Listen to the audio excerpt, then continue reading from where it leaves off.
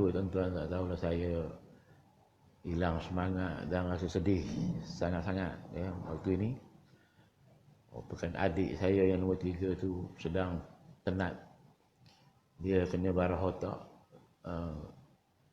SUKM tak dapat nak buat, pergi Putrajaya buat radioterapi, tapi barah dia tambah besar. Sekarang ini dia hanya terbaring di rumah, mata tak boleh buka dan tak boleh cakap pun.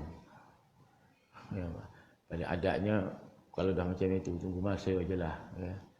Jadi kadang-kadangnya besok mau nak pergi nak bekerja ke KL, nak pergi ke Sepang kot, Bandar Instek. Pergilah tu doa-doakan, ajak kawan-kawan ni ada Pak Leman kalau boleh pergi sekali ke Suk Rahim, ini Akmal ni boleh pergi esok dalam pukul 8 tolak dari sini ya. Dan kita tolong bacakan Yasin dan doakan. Marilah kita sama-sama doakan beliau, ikut saya ya tuan-tuan ya. As'alullahal azima ay yashfi'ak. Lagi sekali, as'alullahal azima ay yashfi'ak. Yak tu K tu, anu kap tu maknanya dia lah, tajul urus ya. As'alullahal azima ay yashfi'ak. Kita aku mohon kepada Allah yang Maha Agung bahawa menyembuhkan penyakit engkau. Tuan-tuan ya. Jadi malam ni kita sambunglah, insya-Allah kita berhenti lah kot. Kita masih lagi dalam bab beratnya maut dan kengeriannya. Kata silap saya itulah ya, muka surat 25 kan? Muka surat 25 bawah tu Ali bin Abi Talib. Betul itu ya? Betul. Ada tanda? Mana? Ada peribahasa Persia. Itu. Ada peribahasa Persia tu mana Parsi ya, Iran sekarang ni. Yang demikian artinya, jika engkau masih kecil bermain bersama kanak-kanak kecil dan bila telah remaja lupa kerana banyaknya hiburan. Lalu bila dah tua lemah dan tidak kuat, maka bilakah akan beramal untuk Allah Subhanahu wa taala? Sebab bila telah mati tidak akan dapat berbuat apa-apa, bahkan semua amal perbuatan telah terhenti.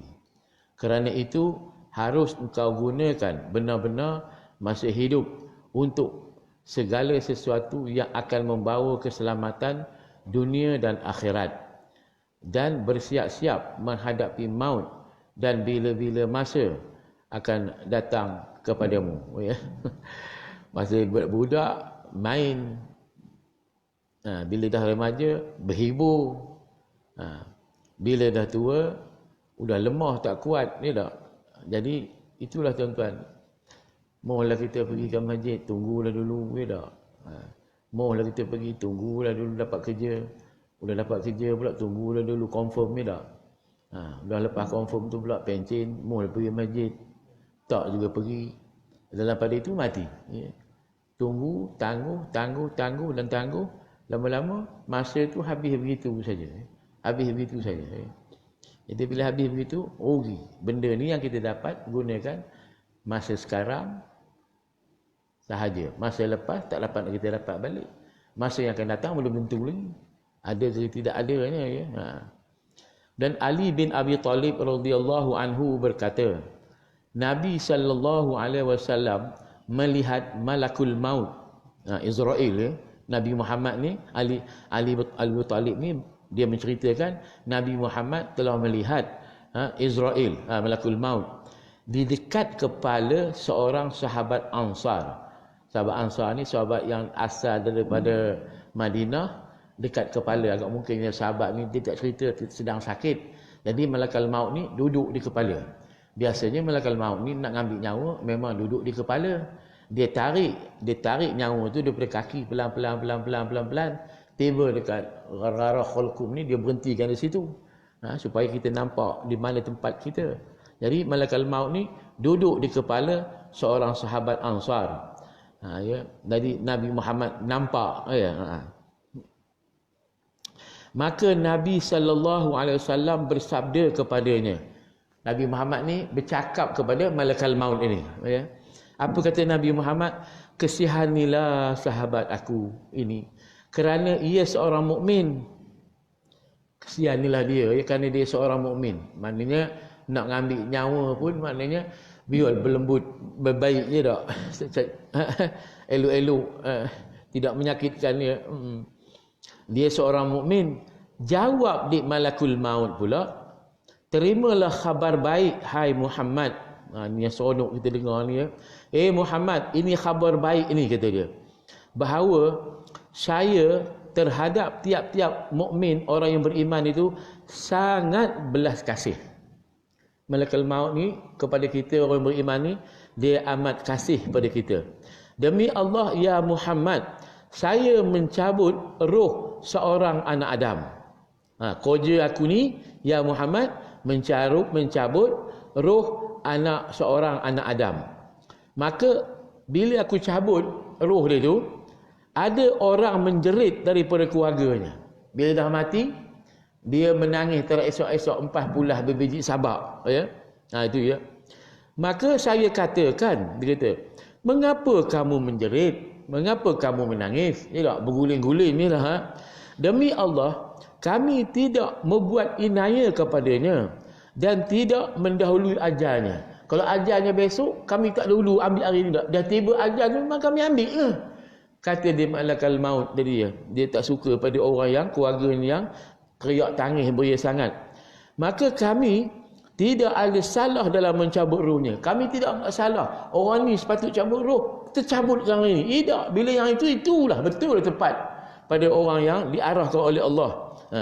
Maka bila kamu rela dengan hukum Allah, kamu rela dengan kematian dia, maksudnya hukum Allah, kamu mendapat pahala. Keluarga ini mendapat pahala. Dan jika kamu murka dan mengeluh, kamu berdosa. Mengeluh, hai intan payung, tak ada siapa lagi nak bela aku ni, ngapa kamu pergi dulu, Tuhan pun satu hal, tinggallah kami ni, apa semua itu, ini bibit sabak ya. Hukumnya tuan-tuan berdosa dan tersakit mayat. Ini tak sebut sini, tapi dalam kitab lain dia kata mayat jadi tersakit. Dan kamu janganlah mencela kami. Jangan kamu marahkan aku pula, mencabut nyawa saudara kamu ni, kata malakal maut. Sebab masih akan kembali. Maka berhati-hatilah kamu, ya. Masih akan kembali ni maksudnya dia ni akan mencabut nyawa yang lain pula. Dia datang lagi nanti mencabut nyawa orang lain pula, ya. Jadi berhati-hatilah kamu. Jangan menjerit, jangan tak sedarkan diri, jangan meratap tangis berbiji sabar, tidak redha dengan ketentuan Allah Subhanahu wa taala. Nah, sebab itu tuan-tuan, kalau seorang anak kita yang mati kecil, belum lagi baligh atau balighah, redha kita, ya, merupakan tiket masuk syurga, ya. Anak tu besok menarik kita, bapa mak dia masuk syurga, tuan-tuan. Padahal kita dah sah, dah tiba pintu neraka dah. Tetapi bila redha pemergian anak dia, tuan-tuan, dia masuk syurga. Mak bapak dia. Dan tiada penduduk rumah batu, tak adalah orang tu duduk rumah batu ke, duduk rumah papan ke, makan kain bulu ke. Kain bulu ni kain yang orang kata yang dibangga-banggakan. Berada di darat ke, di lautan ke, melainkan saya perhati wajahnya tiap-tiap hari 5 kali. Malakal maut tengok wajah orang tadi duduk di mana pun, tiap-tiap hari 5 kali malakal maut tengok muka kita ni. Kita seronok, ketawa main carom, ya. Jaga baik. Tuan-tuan. Jadi orang malakal maut tengok 5 kali, tuan-tuan. Dalam yang hadis ini, ada yang lain pula, tuan-tuan, dalam kitab Jauhar Mahub, tuan-tuan, apabila tiba 40 hari nak mati, malakal maut bersama kita menilik muka kita sebanyak 70 kali sehari. Itu dalam bab nak mati, lagi 40 hari nak mati, sebut dalam kitab Jauhar Mahub, menilik malakal maut ini 70 kali sehari. Yang ini tiap-tiap hari 5 kali dia tengoknya. Apa kamu buat? Nyembelih lembu je, gitu. Buat bagi-bagi daging je semua tu. Ya. Sehingga mengenal mereka lebih dari diri mereka sendiri. Sehingga malaikat maut itu kenal akan hamba Allah ini lebih daripada hamba Allah itu kenal ke diri dia sendiri. Malaikat maut tu lebih kenalkan kita ni. Ya. Cuba sehari 5 kali tengok ya. Kita tengok bini kita tak sampai 5 kali sehari ke tak? Dia selalu duduk rumah menyampah ya, jemu ya. Ya. Tapi ini 5 kali sehari malaikat maut. Bini kita pun tak ada tengok kita 5 kali sehari. Ya tak? Ada kopi tu atas meja tu katanya. Tak tengok muka kita tak? Nasi dah masak. Dah beri makan. Muka paling lain ni tak tengok kita tuan-tuan. Nak tidur pun tak tengok dia kali lain bagi punggung kita. Ya. Demi Allah, ya Muhammad, andainya saya akan mencabut roh nyamuk, kalau aku mencabut roh nyamuk, benda yang kecil sangat, tiada dapat aku cabut roh itu melainkan mendapat perintah daripada Allah untuk mencabutnya. Begitulah malaikat ni punya taat dengan Allah Subhanahu wa taala. Sebenarnya makhluk Allah selain daripada manusia dan jin ni memang taat tuan-tuan Allah Subhanahu wa taala. Ini matahari tuan-tuan, tengok perintah. Pukul berapa? Terbit pukul 8 kata dia daripada timur. Turun 7.34 ke barat. Dia ikut. Ya.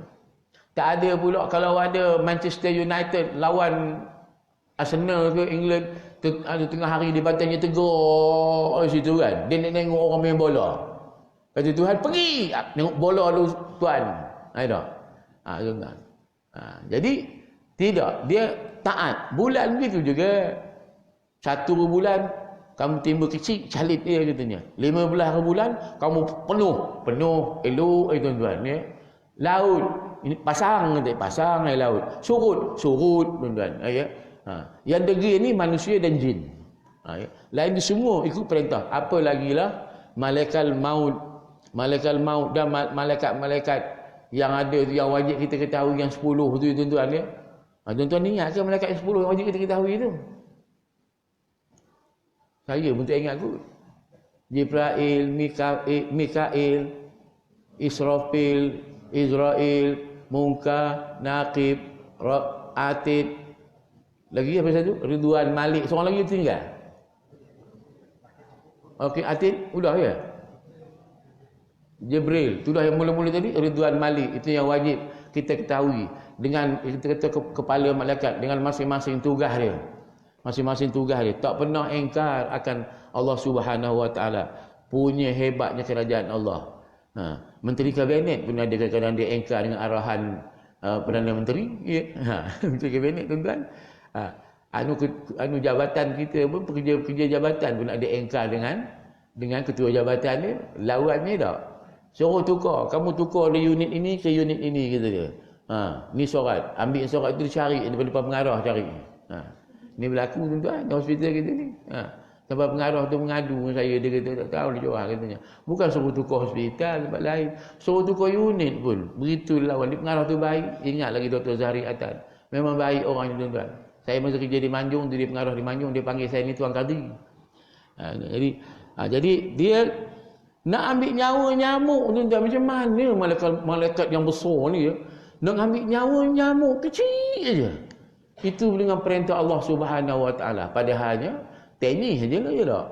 Bukan payah sangat dia. Tuan-tuan. Malaikat ni besar tuan-tuan. Ada sayap 2 2 3 3. 2 sana, 2 sini. 3 sana, 3 sini. Ada 5 5 10 10 8 8 7 7. Ya. Tapi besar malaikat Jibril tuan-tuan. Ada berapa sayap dia? Ada berapa? Ada 600 sayap. Nabi Muhammad pernah tengok malaikat Jibril secara original. Tengok Allah besarnya kau Jibril. 600 sayap. Sayap dia tidak dikembangkan. Hanya dikembangkan sebanyak 598. Masa bila Jibril mengembangkan seluruh sayap dia?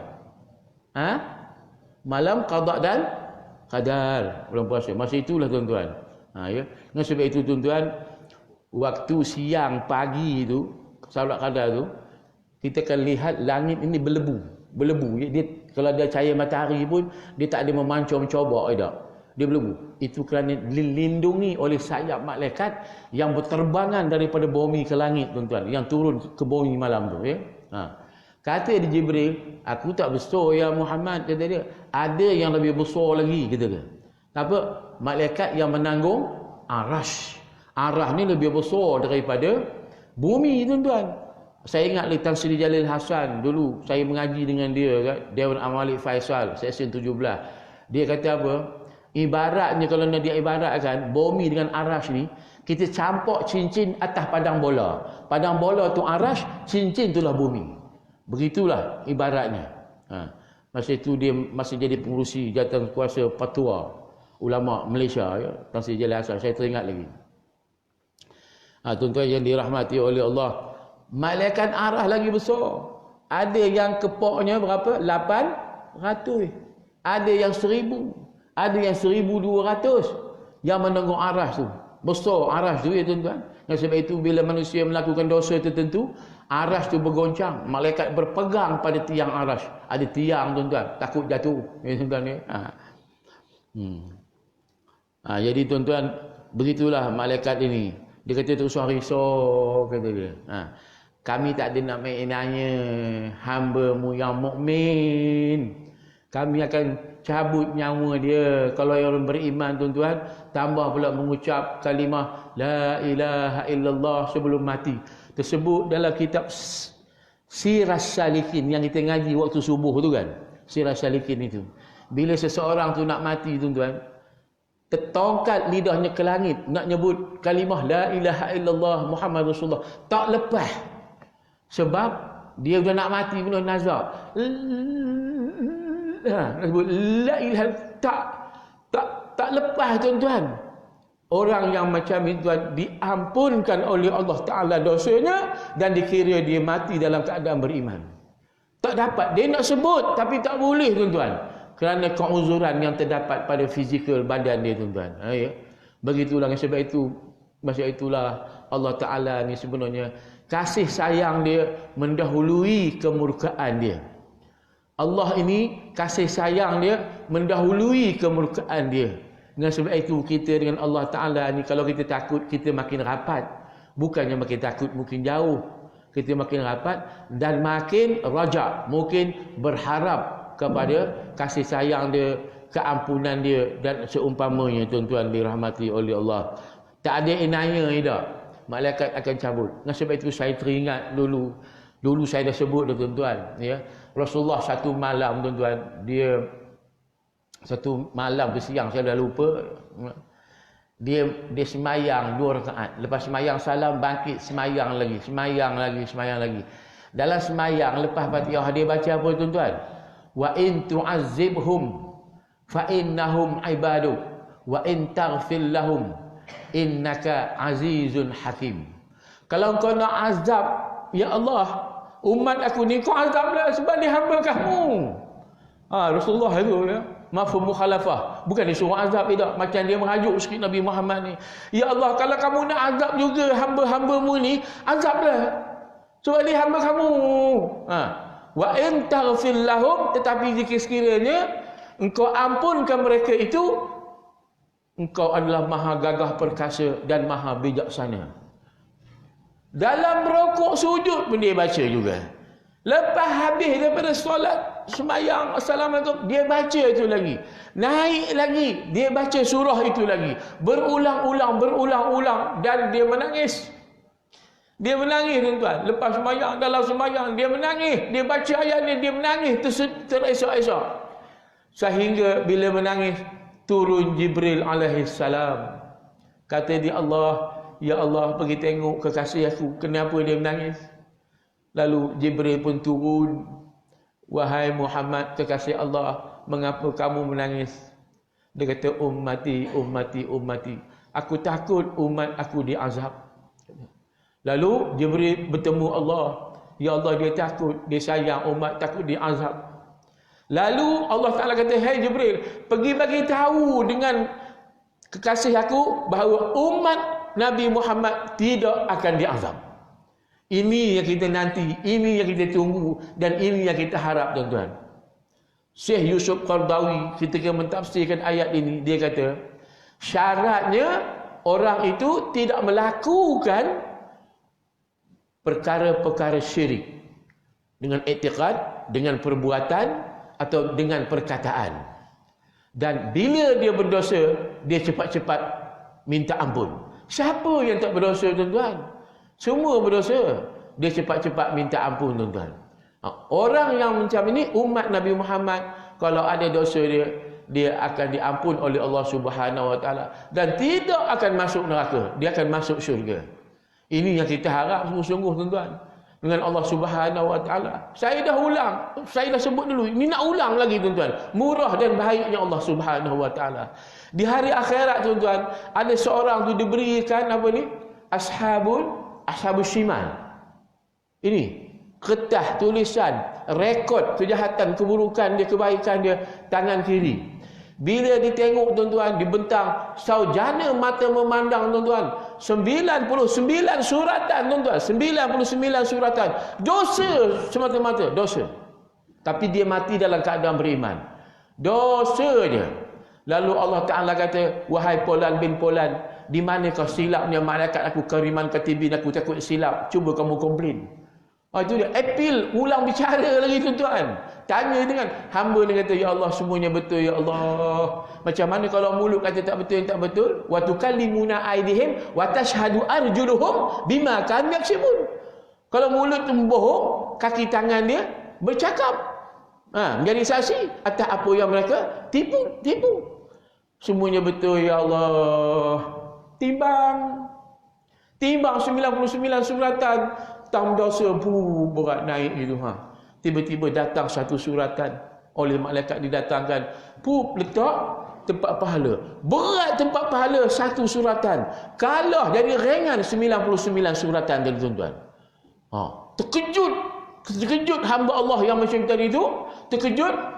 Kemudian apa bendanya? Dibuka, tuan-tuan, kalimah la ilaha illallah Muhammadur Rasulullah. Itu dia. Masuk syurga, tuan-tuan. Yang 99 itu Tuhan ampunkan dosa dia. Itu dia. Tuhan ampun dosa, bukan atas dunia saya, tuan-tuan. Di hari akhirat bila perlu diampun juga, tapi kita atas dunia ni minta cepat-cepat minta ampun. Tak apalah, esok akhirat esok Tuhan ampunkan dosa lagi esok. Hentam menjalan atas dunia. Jangan. Tuan-tuan ni. Jadi kita jangan buat cakap yang bukan-bukan. Berhati-hati. Pasal baru-baru ni saya dengar cerita, ada satu orang ahli parlimen, dia kata sesungguhnya Islam ini dimenangkan oleh pelarian. Orang sebagai pelarian ini memenangkan Islam. Contohnya pelarian ni Nabi Muhammad sallallahu alaihi wasallam. Hai tuan-tuan. Kita nak samakan apa yang dilakukan oleh Nabi dengan keburukan apa yang dilakukan oleh manusia. Jangan. Dulu mereka mungkin janji tidak melaksanakan manifesto. Dia kata Nabi Muhammad pun mungkin janji. Ingatlah, tuan-tuan. Orang cakap begitu. Ini Nabi Muhammad pelarian. Nabi Muhammad bukannya pelarian. Dia berhijrah. Hijrah lain, pelarian lain. Lari daripada sebarang ketakutan, menyelamatkan nyawa. Tak tahu apa tujuan. Tapi hijrah, tuan-tuan, berpindah dari satu tempat ke tempat untuk memenangkan Islam. Di atas dasar Islam. Mana sama hijrah dengan pelarian. Kita cakap bukan-bukan aja, istighfarlah banyak-banyak, mengurangkan sifat Nabi. Jadi buruk sifat Nabi itu, tuan-tuan, di pandangan kita. Jangan, berhati-hati. Dengan sebab itu saya kata, kalau entah semua nak berpolitik, berpolitiklah, tapi ngajilah, ngaji. Jangan berpolitik tak ngaji. Berpolitik ikut otak saja, ikut pelasapah, tuan-tuan. Ikut akal fikiran, tak ngaji. Kena ngaji sebab hukum Islam, tuan-tuan, bukan semua boleh difikir dengan otak. Kalau kita fikir dengan otak, tuan-tuan, kucing tu lebih aula kita sembelih makan daripada itik. Itik nyudu limbah, kucing dia makan ikan rebus. Bebek kita makan kucing. Balik rumah maknya, apa ada lauk, apa pun tak ada. Ada kucing yang besar tu mana? Apa? Kita sembelih makan itu. Boleh? Tak boleh, tuan-tuan. Begitulah juga Tuan-tuan, kalau kata siapa Sayyidina Ali, Sayyidina Ali kata, jika sekiranya Islam ni dapat difikirkan dengan otak semuanya, nescaya atas muza, atas tokin kasut terlebih aula disapu di bawah muza. Bila nak ambil uduk sekali lagi dalam keadaan sejuk kan. Tapi mengapa disapu di atas? Di bawah lah sapu. Bawah muza lebih afdal sebab bawah tu yang kotor. Tak boleh tuan-tuan. Hukum Islam ni dia berbeza. Serupa gini esok ni, hari Jumaat esok ni. Hari Jumaat ni besok kita ada dua semayang, betul tak? Satu semayang raya, satu semayang Jumaat. Tuan-tuan, saya nak tanya tuan-tuan. Dah semayang raya, adakah wajib atau tidak kita semayang Jumaat? Jawab. Ikut hukumnya wajib sebab semayang raya itu sunat. Semayang raya itu, semayang semayang Jumaat itu wajib. Maka tentulah wajib semayang Jumaat. Tapi dalam Islam hukumnya tidak wajib semayang Jumaat. Kerana apa yang dikehendaki pada hari Jumaat itu ialah perhimpunan masyarakat manusia di dalam masjid. Itu yang dikehendaki. Jadi setelah berhimpun semasa semayang hari raya, maka semayang Jumaat tidak lagi wajib. Boleh kita buat semayang Zuhur je di rumah. Dah menung je dah ni. Aku geram ni menungnya. Dulu saya dah sebut dah sekali tuan-tuan. Tidak wajib. Ada satu ustaz dalam Facebook tu, orang tanya benda tu. Dia kata sembahyang raya tu sunat, sembahyang Jumaat tu wajib. Jadi katanya sembahyang Jumaat tu kena buat lah sebab wajib. Bodoh oi kata dia. Dia bodoh. Sebab kita tidak boleh letakkan salah satu hukum fiqh itu kita qiyaskan semua mana-mana serupa. Tak boleh tuan-tuan. Tak boleh. Nah sebab itu dalam fiqh hukumnya kita boleh makan barang buatan orang kafir selagi tak nampak adanya najis pada barang makan itu. Kalau ikut hukum, macam mana kita boleh makan? Sedangkan masa dia memasak biskut apa begitu ni, dia memang tahu hukum mayo. Pada asalnya kan tak tahu, tetapi mengikut hukum fiqh al-aslu syai' halalun. Bermula sesuatu itu halal mengikut dalam mazhab Imam Syafi'i. Melainkan ada tanda. Komen jangan mi tu komen dibalut dibasuhnya, disapunya dengan minyak babi. Dah tahu jangan, tak boleh. Colgate tuan-tuan ada tulang babi. Jangan makan. Jangan gunakan. Kita dah yakin. Tapi kalau tidak ada tanda yang menunjukkan benda itu haramnya tuan-tuan, maka halal. Itu fiqh tuan-tuan. Nah sebab itulah fiqh ni tuan-tuan. Dia kata apa? Ad-daruratu tabi'ul mahzurat. Benda yang darurah itu membolehkan kita ni membuat benda yang haram. Benda darurah boleh kita ni buat benda yang haram. Masuk dalam hutan, tak ada barang makan. Anak babi yang ada, sembelih ambil daging peha dia makan. Sebab memelihara nyawa itu terlebih dahulu daripada tak nak makan bagi babi yang haram. Itu fiqh tuan-tuan. Jadi kita fiqh ni dia kena ngaji betul-betul, seletup. Tak boleh kita ambil satu hukum, kita qiyaskan benda ni macam ni. Tak boleh tuan-tuan. Dalam fiqh ya.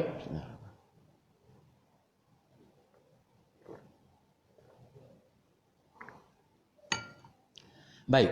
Abu Sa'id Al-Khudri radhiyallahu anhu berkata, Nabi sallallahu alaihi wasallam melihat orang-orang yang tertawa. Maka Rasulullah pun bersabda. Tuan-tuan baca hadis, ikut saya baca hadis. Tak bila baca hadis ni? Boleh? Ya?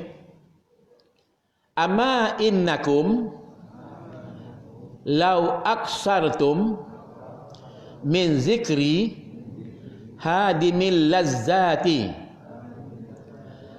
la sya'ghalakum amma ara summa qala aksiru zikra hadimil lazzat summa qala innamal qabru rawdatun min riyadil jannah au hufratun min hufrin niran. Maksud dia, andaikan kamu banyak ingat akan mati, maka menghapuskan semua kelazatan. Andaikan kamu banyak ingat akan mati, yang menghapuskan semua kelazatan dunia ni, nescaya kamu tidak sempat sedemikian ketawa je, nah, duduk lawak ketawa, ya. Duduk dalam televisyen raja lawak ni ketawa je. Kalau kita ingat banyak akan mati, tak sempat kita nak berlawak-lawak ketawa-ketawa, tak sempat. Kemudian Nabi SAW telah bersabda, banyak-banyaklah kamu mengingati akan maut yang menghapuskan semua kelazatan. Kemudian Nabi SAW bersabda, sesungguhnya kubur itu ada kalanya sebagai kebun daripada kebun-kebun syurga ataupun salah satu daripada jurang neraka. Tak syurga, tak neraka. Tak sempit kubur, tak pun luas. Tak pun kena seksa, kena azab, tak pun dapat nikmat dalam kubur. Masuk syurga belum lagi, tapi dibuka luas tuan-tuan. Saujana mata memandang, dilihatkan syurga. Tak masuk lagi. Tapi bagi orang yang dapat seksa kubur, dihimpit sehingga berselisih tulang rusuk dia, dipukul hingga terbenam ke dalam tanah, dan dicongkir lagi, pukul lagi, ya. Aku disuruh Allah memukul kamu daripada subuh hingga ke zuhur kerana kamu meninggalkan sembahyang subuh. Aku disuruh memukul kamu daripada zuhur hingga ke asar kerana kamu meninggalkan sembahyang zuhur. Begitulah seterusnya tuan-tuan. Kalau orang tu tak sembahyang langsung, apa tak hal lah tuan-tuan. Kena pukul saja, tak lalu, ya. Jadi tuan-tuan dirahmati oleh Allah, banyak fikirnya kita ni, kurang kita ketawa je. Kerana banyak ketawa itu, dia menghilangkan hebat kita dan jadi menenggelamkan hati tuan-tuan daripada taqarrub ilallah. Ketawa je kau je. Ada satu rancangan dalam rancangan Indonesia tu, kadang dia muncul dalam Facebook, apa, let's talk it, let's talk it, apa namanya, ya. Ya. Ketawa yang perempuan seorang yang gemuk tu ketawa je. Saya pun menyampah tengok tapi dia kata orang ustaz dah menyampah, apa tengok. Nampak? Buka cemerlang kita. Dia benda tu dia timbul kan. Timbul ada situ, tengok ada video. Kita klik pada video tu macam-macam lah keluar situ. Kalau kena ceramah kan ceramah lah. Kalau kena benda tu tak habis dengan ketawa je. Kita pun begitu, nak ketawa je. Be happy ustaz. Happy go lucky, happy go bini. Jangan. Kita masuk dalam kubur tuan-tuan, sedur-sedur, bangkit-bangkit, tengok-tengok kain-kain putih je, seorang-seorang. Sedangkan masa kita dimandikan, jangan gosok kuat-kuat, kita kata gitu. Bila kita semayang kan kita dengar orang baca apa ni, doa, ya. Dengar orang angkat pelan-pelan, jangan main humban aja, ya. Kita dengar cerita begitulah orang yang mati ni, ya. Tiba-tiba bangkit-bangkit, orang mudah habis balik, bangkit-bangkit. Apa kan? Yang tadi memang dia dah mati, baru sedar dia mati. Melangkah je manusia, malaikat muka nakir pun datang, bertanya. Seorang diri tuan-tuan, seorang diri. Kalau orang ni orang yang jahat, kubur tu gelap gelita. Seorang diri. Ingat lagi guru saya dulu, Allahyarham Panjang Ahmad. Dia kata, Wahab, dia kata, malaikat ni datang tengok cara kita. Kalau cara kita tu tak elok, dia kata, dia datang macam membelah bumi daripada kepala. Bunyi halilintar datang membelah bumi. Kata kepala apa, datanglah cara baik kerana aku sujud pada Allah Subhanahu Wa Taala, aku semayang. Datang daripada kanan membelah bumi tuan-tuan. Kata tangan kanan, aku telah bersedekah pada orang banyak. Datang sebelah kiri, kiri kata aku berpuasa. Datang daripada kaki, kaki kata aku ada jihad fi sabilillah. Maka malaikat datang secara lembut, bertanya secara lembut dengan penuh kasih sayang. Tanyalah marabbuka apa semua itu. Tuhan kata, benar hamba aku itu, dia kata. Engkau buka pakaikan pakaian syurga, kau luaskan kuburnya saujana mata memandang, dan kau bukakan pintu syurga supaya dia dapat melihat syurga. Tak masuk lagi tuan-tuan. Bila orang yang jahat tuan-tuan, bila ditanya soalan, kalau balik jawabnya. Mungkin tak betul. Allah Ta'ala kata dia apa? bohong hamba-Ku, pakaikan dia dengan pakaian itu macam minyak tar tu. Pakaian syurga, pakaian neraka. Himpitkan, sempitkan tanah kubur dia, bukakan pintu neraka untuknya. Di situ dah azab bagai nak gila tuan-tuan. Ya. Nah, sebab itu orang yang jahat ni bila bangkit pada mahsyar tu, ya Allah ya Tuhanku, cukuplah aku diseksa dalam kubur. Dia tahu masuk pada mahsyar pergi mizan nanti lagi teruk lagi. Dia tahu, dia minta supaya seksa dalam kubur tu cukuplah, padahal dah menderita dah tu. Tapi seksa di yaumul mahsyar lagi teruk. Itu tuan. Jadi ini nak ketawa je. Macam-macam, tak habis-habis yang ketawa. Langsung tak ada ingat Allah Subhanahu Wa Taala, dan kadang-kadang langsung tak ada takafur dan tak tafakur hingga mengalir air mata dia. Tak ada.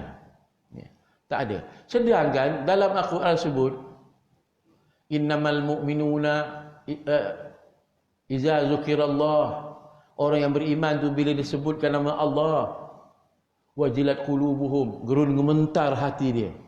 Wa iza tuliyat alaihim ayatuhu, bila dibacakan ayat Quran pada mereka itu, zadathum imanan wa ala rabbihim tawakkalun, bertambah-tambah iman, dan mereka ni kepada Allah mereka berserah diri. Kita ni fanzur min ayyil aksami anta, kita lihatlah diri kita ni, kita ni tahap mana, kita ni tahap mana iman kita, ya.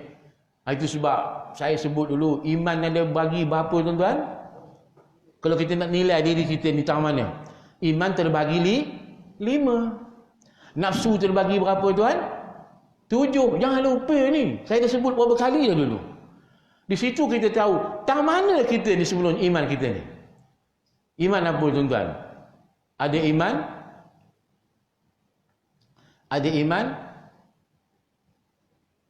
taklid, ada iman ilmu, ada iman ayan, ada iman hak, ada iman haqiqah. Ni 5. Iman taklid ni ikut cakap orang aja. Ikut orang aja. Sembahyang tak ada belajar, main ikut aja. Tuan-tuan, dah salah, dah azan bunyi. Tak boleh, tak sah tuan-tuan, walaupun betul tak sah. Mengaji tanda main ikut ni taklid. Iman ilmu, ada ilmu tetapi tak beramal.